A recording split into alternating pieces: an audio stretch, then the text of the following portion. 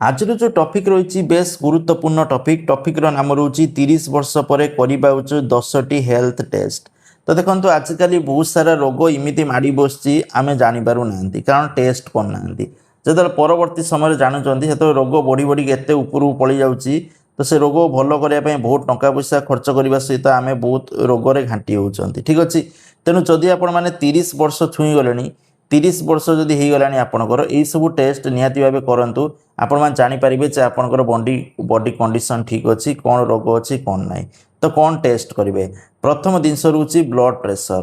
तो blood pressure बा BP आपण मैंने टेस्ट करूँ। उच्च रक्तचाप हृदरोग स्ट्रोक किडनी समस्यार कारण हो पारे वर्ष को अति कम थे को चेक करूँ।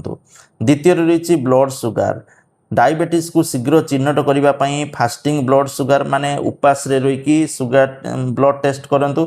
तापर खाई सारा पर पुणी टेस्ट करूँ देखूँ जे आपण मानकर सुगार अच्छी कि ना डायबिटीज अच्छी कि ना। परिवार जदि डायबिटीज थिले अधिक गुरुत्व दिंतु कारण डायबिटीज गोटे परिवारगत रोग भी हो गलानी जो गोटे एज है डायबिटीज होची। तेणु आपण को टेस्ट कर दिंतु।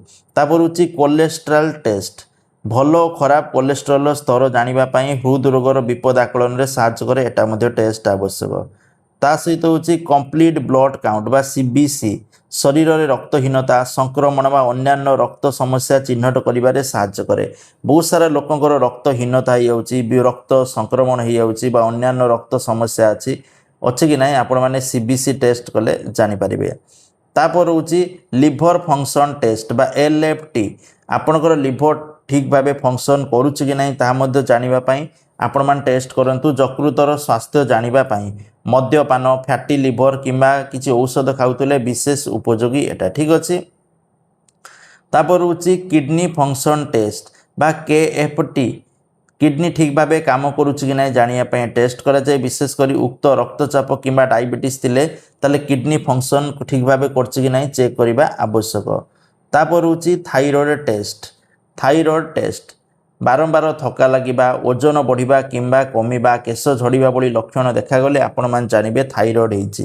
तो थायराइड टेस्ट अच्छी कि नहीं चेक करदे। तापर होची विटामिन डी एवं विटामिन B12 टेस्ट यह अभाव में हाड़ दुर्बल मांसपेशी वेदना थकापण स्नायु समस्या हो पारे। तो यही सब जिनस आपण मैंने चेक करूँ।